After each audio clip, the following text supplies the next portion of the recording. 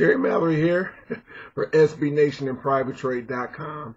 Here to put a bow on the Lions' victory. Yes, the Lions won the game, and I lose my voice completely as a result of all the screaming and cheering and going wild all throughout the game, knowing they had a chance to come back, but especially so at the end with the miraculous comeback. So here I am, sounding like a cross between Brady Hoke, Dikembe Mutombo, and Charles Barkley, all with laryngitis. But we're here to talk about the game anyway. Obviously, we're at the halfway point of the season. We have a few videos we're going to roll out at the halfway point. If you want to label it a series of videos, that's what we're going to be doing. We have about 2 weeks until the Lions play again.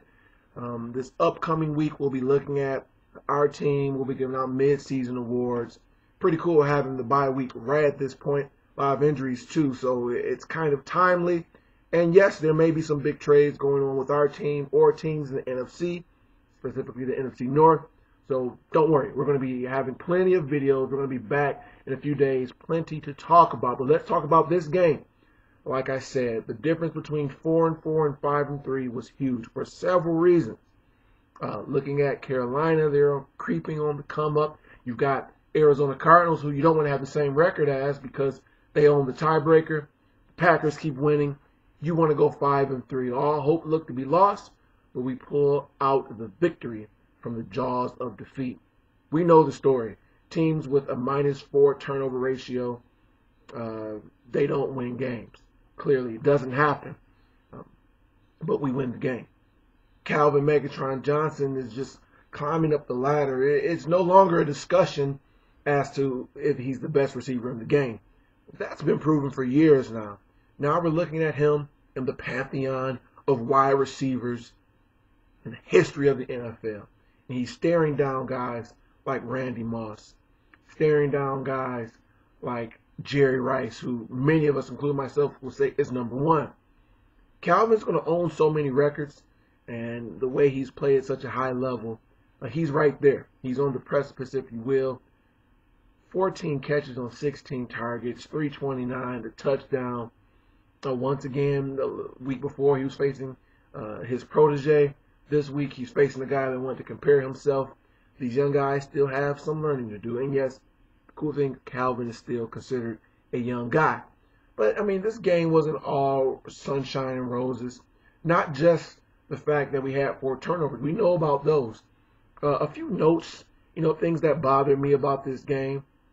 Number one was in the red zone. We just didn't utilize Joseph Fourier. And I don't know if he was hurt. Maybe you guys saw something or read a report. You don't use him. You don't even have him out there on the field. Even if, for whatever reason, you saw better options in terms of getting in the end zone. He's got the touchdowns. So why wouldn't you have him out there as a decoy? Teams know about him now. They're going to be scheming for him. Take some pressure off of the guys. We got stopped a few times close at the end zone where if Fourier's out there, maybe it could be different. I don't know. He's proven with the track record to be able to grab these jump balls. And like I said, at the very least, to be a good and a solid decoy, but we didn't use him. So I was wondering about that. The defense giving up big plays. Now, if a defense is high risk, high reward, I'm cool with that. High risk is you go for interceptions and sometimes you get burned. You go for the sacks and different things.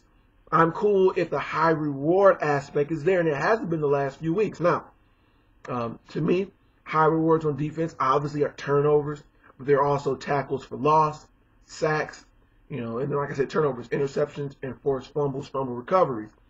We haven't been doing that. Our pressure has been good. We're not bringing the quarterback down, though, and that's an issue. We're 27th, 28th in the league in sacks, and this is supposed to be a dominant defensive line. They get pressure, they get quarterback hits, but that's it. And to me, I think it's the defensive ends. It's really defensive tackles' job to collapse the pocket. Defensive tackles, we're spoiled because we have Sue, and even fairly to an extent, the last few years we've seen spikes in defensive tackle sacks with Geno Atkins and Sue. But really, that's not the job. The tackles are supposed to create the pressure, collapse the pocket, and the ends have to succeed in bringing the quarterback down. And this is where I'm putting the onus on Ezekiel Ansah. Rookie or not, you're playing. and he's hurt now. Hopefully it won't be too long, as well as Willie Young. Which brings me to the fact that trade deadline, we've been talking about targeting a wide receiver, which we still should do. Defensive end now comes into the foray. Jason Babin can probably be had for cheap. He's used to the wide 9. We talked about bringing him in last year when the Eagles cut him.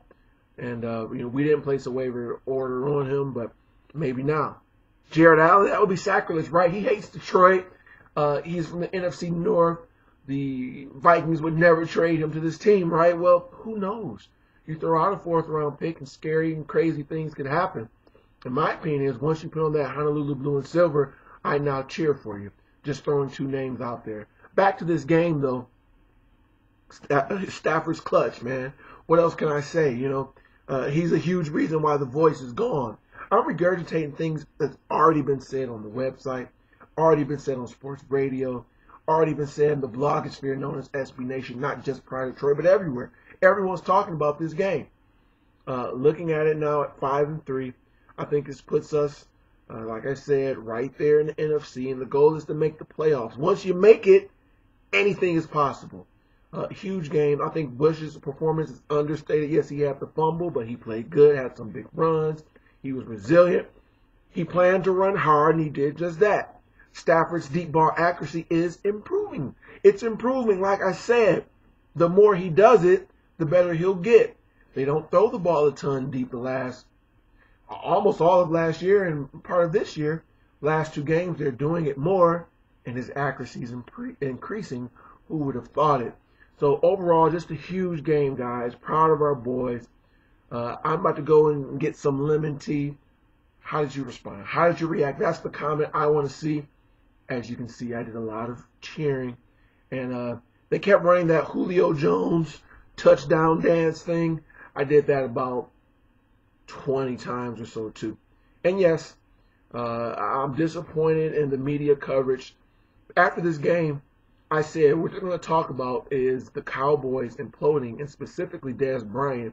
And they're not going to talk about the resiliency of the Lions, Stafford's maturation, Calvin's performance. I mean, you hear it a little bit. You get 329 yards. It's going to be talked about, but it seems like it's the second story to the Cowboys imploding, to Dez Bryant. Is he a good teammate? Was he rah-rah overboard, or was he saying divisive things? It's frustrating. It reminds me of the Pistons when they won it all in 2004, guys. 10 years away, removed from that. That's crazy. But everything that was talked about during that, if you remember, were the Lakers imploding, Kobe and Shaq not getting along, and not the Pistons pulling off the impossible. Same the Lions. They pull off the impossible. 4 turnover deficit. Stafford's clutch heroics in the 4th quarter, and Calvin just having the beastly all-time great performance. It's the game of the year, and it's great to be on the winning side. That's okay. We don't have to get all the media attention, press coverage. We'll be having plenty to talk about here in Detroit. We'll be back in a couple of days. Maybe my voice will be better. I want to thank each and every one of you for watching. Keep watching. Tell a friend or 2 or 7. Subscribe, and we'll be back soon. And until then, this has been Jerry Mallory for SB Nation and PrivateTrade.com.